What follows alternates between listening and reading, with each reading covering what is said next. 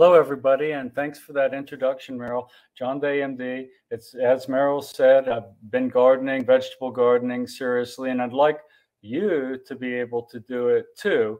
And what I put together is a presentation to help you to do that without making mistakes that I've made along the way. And anyone can make those. Anyone can make gardening mistakes. But you have to know, I mean, there's not a green thumb. People need to know that you have to get the plants what they need, and it's really predictable. And so your kitchen garden should be as close to your kitchen as possible. You'll see what's ready to harvest and cook, and you'll see weeds that need pulling and what the garden needs. It's also really nice to look at your vegetables growing.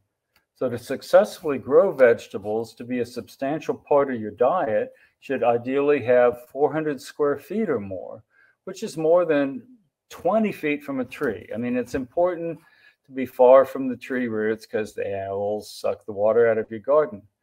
Perhaps further, even from a large tree. You should have a southern exposure to get adequate light for your plants.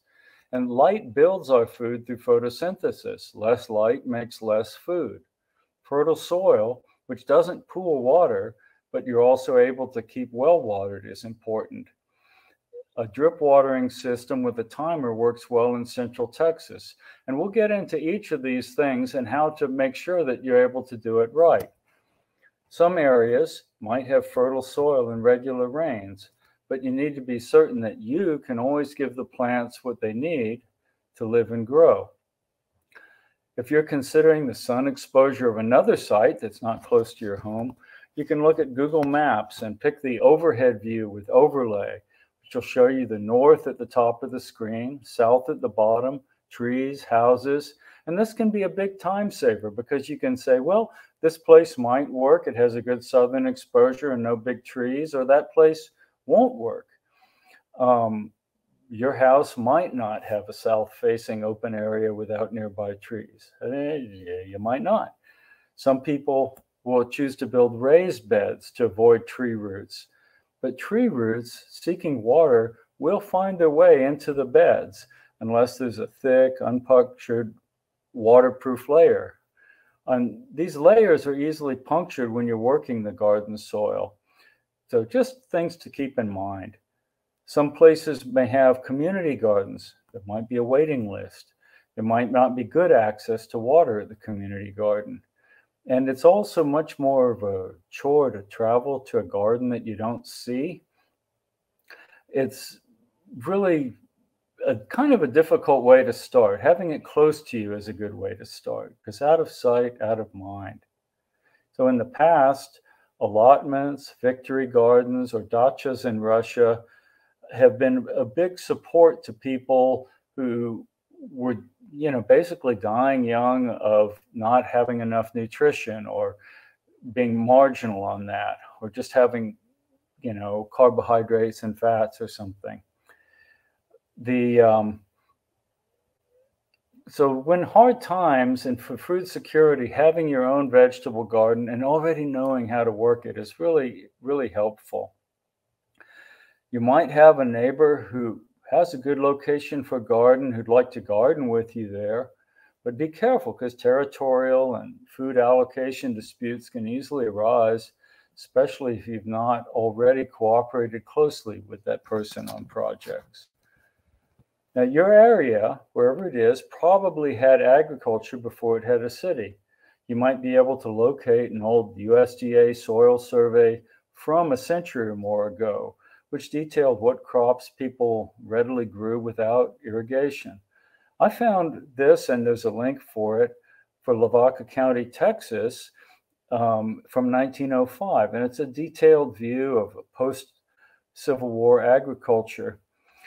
And you can find also current USDA maps of soil types at the Web Soil Survey. And there's a link for that too. And all of these links are on the 3 blog posts that I put together as a support for this, because this is really a way to get into doing it. It's not just a talk. This is a way to get into it.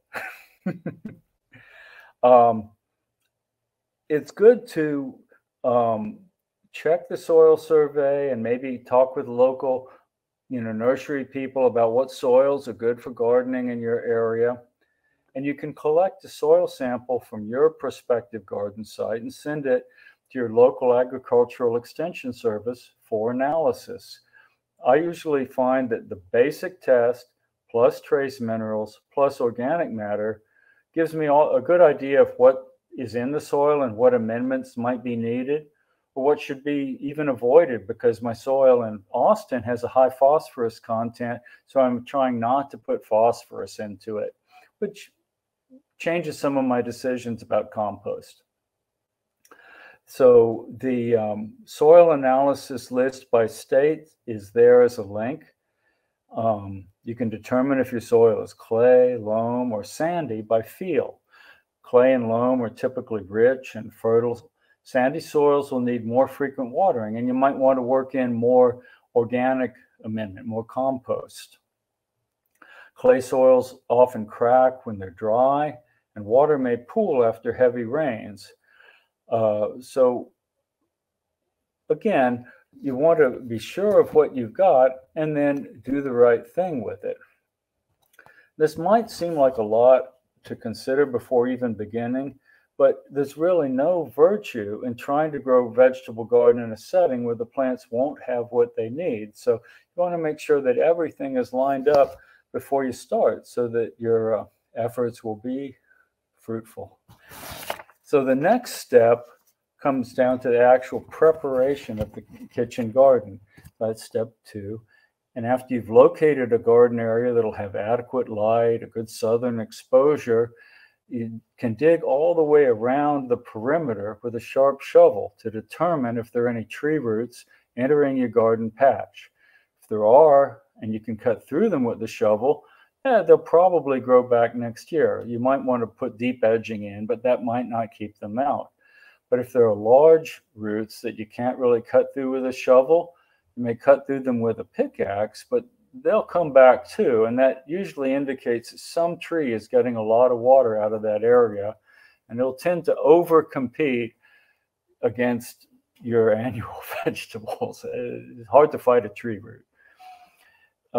If there are a lot of rocks in the soil, there'll be a lot of work to remove. And in my Austin garden, I removed about 3 truck beds of rocks, one at a time. It took many days, weeks, hours, a lot of work with a broad fork, a lot of hands and knees digging of these rocks from clay soil. And you might not want to do that. And you might have to pay someone else a lot of money to do that.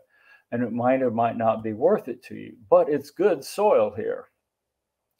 The soil in Yoakum, which the bigger garden pictures of that, oh, it's wonderful soil and didn't have many rocks in it either. So dense clay soils may benefit from working in some sand as an amendment. Sandy soils will generally benefit from working in rich compost, and they'll need regular watering since they don't retain water. It's good to send off your soil for analysis before you choose your amendments so that they can match your needs. And it's also important to consider how you'll get your amendments carried to your garden and how you'll work them in. A 400 square foot garden will need 2 to 4 cubic yards of composted mulch on top of the bed. So that's a nice thick layer of mulch to help keep the moisture in, and it'll sort of seep nutrients down and help keep weeds from growing. And so that's 2 to 4 loads in my little 25-year-old Ford Ranger with 4-banger. But I can only really carry half a yard of sand in that because it's so heavy. So things to consider. I said, sometimes the companies that provide this will deliver it to your home, but they'll typically dump it on your driveway, and then you'll need to get your wheelbarrow and carry it to your garden and shovel spread it carefully. And having a nice, carefully level layer is good. And if you're going to work your amendments in, then getting a layer there you can see that I had taken the black plastic sheet off of the area, broad forking it in. I've put some amendments so you can see the different colors of bed that I'm working there. And so I look good in that picture. Anyway, and so the when you have to carry all this back to your garden, that's, you need a wheelbarrow, and you may get, sore wrists, sore arms. It's a lot of shoveling, and you want to carefully spread things around. There also tend to be a lot of weeds in any soil, weed seeds. So the covering with the bed with a sheet of black plastic for 4 to 6 months of sunny weather helps sort of cook under there, sprout the weed seeds, smother out grass and other weeds that you don't want. But you'll still need to work that soil. And I do pretty much no-till gardening, as I think the next presenter does, but after a couple of years of really working in amendments. So the black plastic, is pretty good, and there's a link to it, for being resistant to sunlight. And so you may cut it up and put it between your rows where you put your pavers, or around the perimeter of your garden to help keep weeds out. It doesn't have to be thrown away. It's at least reusable in that way. So a light surface tilling for weeds might be enough if you have rich garden soil. But you'll still need to have like composted mulch on top of that. But light surface tilling is not enough to work nutrients down deep into the soil, which is why I use the broad fork, which works things down about 10 inches deep. And then I'll do a heavy rototillering. Oh yeah, there's the broad fork. And that's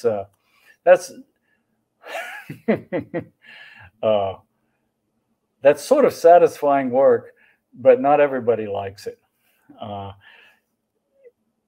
So after broad forking in, after putting my amendments down, then I'll do a heavy rototilling. And at that point, then I really consider the garden to be ready for planting. They'll often put that surface layer of mulch over it too. And so you may or may not want the pavers around. I like the pavers because, this is my garden, and I'll have 30 or 36 inches width of a row between these rows of 12 or 14 inch square pavers. You see the pavers in my granddaughter Tyler there. And so it's really nice to have that steady footing, to be able to straddle a row.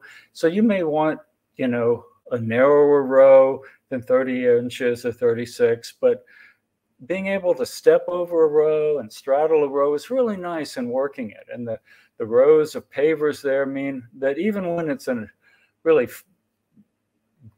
busting out for summer, like you may see there, that I have room to walk between the rows. And so it's your garden, and you want it to welcome you through the years. And so a lot of people don't put pavers, they just rototill. I do put pavers, I don't rototill. I spend a lot of time pulling weeds, but it's important that your garden invites you in to tend your vegetables. It's a sort of a special thing. And so, when actually growing it, there's another link that's in there that's to a blog post I put out in 2016 called Liberty Garden. I put it out on July 4th. And it has either a 3-bed or a 5-bed succession rotation gardening plan. And what I find is that doing multiples of the 3-bed, 3-year succession rotation gardening plan works really well. And it gives me a lot of flexibility. So if I have 6 rows, 6 beds, I can do those not identical. And also I'll say that if you have really just a summer growing season, then it'll be different for you. I get to grow certain things in the winter. I can grow the cabbage family in the winter. I can grow onions and garlic through the winter. I can grow salads and lettuces and beets through the winter. They're planting some, garlic in the fall that grows through winter. And then I'll harvest that in the late spring next year. So with this succession rotation gardening plan that's in that other link, if you don't have a winter growing season, it's still good to have legumes in a bed every third year because they help fix nitrogen in the soil. And considering, let's say, a 6-bed layout, which I have 9 beds in Yoakum, which really is nice, you might want a bed for the alliums, which is onions, garlic, and leeks, and a bed for the brassicas, which is kale, cabbage, broccoli, Brussels sprouts, and 2 separate beds for nightshades, one with maybe tomatoes and peppers, and one with potatoes and eggplant. And if you want a row for salads, beets, spinach, chard, and radishes, for instance, and maybe carrots in there, you might take off one of the nightshade beds. So it a lot depends on whether you have a summer and a winter growing season, but you can still have a good garden. And the reason to keep the beds in rotation is to avoid the buildup of pests and fungal disease in any one bed that you would get if you planted the same thing every year, and to even out the nutrient extraction in the beds over time. So some vegetables are light feeders, some are heavy feeders. And if you're working things through the beds and constantly rotating them on this schedule, you even out the nutrient extraction from the beds. And so that when you just spread your composted mulch, then the nutrients stay pretty stable over time. Sweet potato beds are different.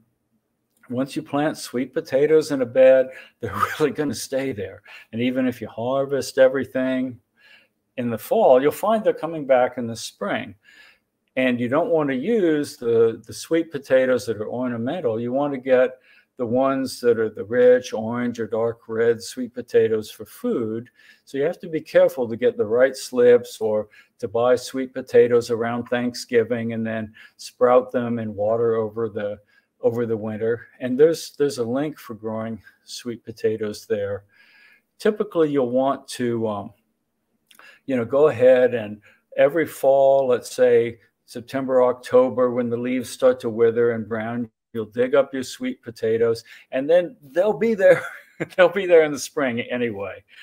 And but as long as you keep putting your compost down every fall, the sweet potatoes are not heavy feeders, and they'll do fine that way.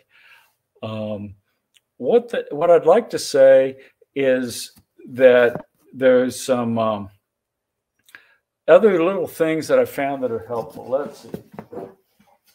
Cloches. This is like a mini greenhouse. This is a clear glass bowl. And so Thomas Jefferson used cloches, and there are some. And so before a hard freeze, I trimmed a lot of the cabbages, the kales, and the spinaches, and put these over them, and they came through fine. And also at end of December for our area, I planted little tomato seeds under them, and those have come up fine. And it looks like we're out of a freeze risk right now. So I've taken them off, and the little tomato plants are coming up. That's last year, but we get tomatoes here. And another thing that I'll say about these is that they chip and crack easily, so don't stack them. Somebody had left a comment on the blog post that I put up, or that are supportive to this lecture, and it's about this stuff Grazon, Grazon.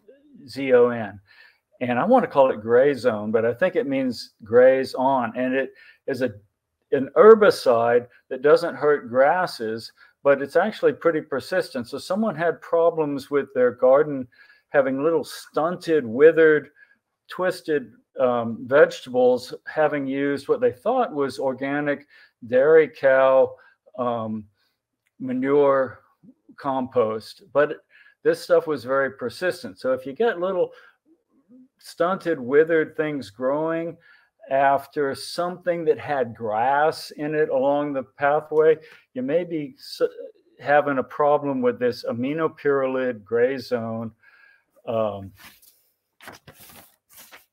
defoliant. And so it doesn't hurt grasses, which is like corn and grasses, but all the broadleaf plants, it's bad. I've probably gone over my time. Thank you for watching. I hope this is of service to you. I hope this enables you to actually grow a real vegetable garden.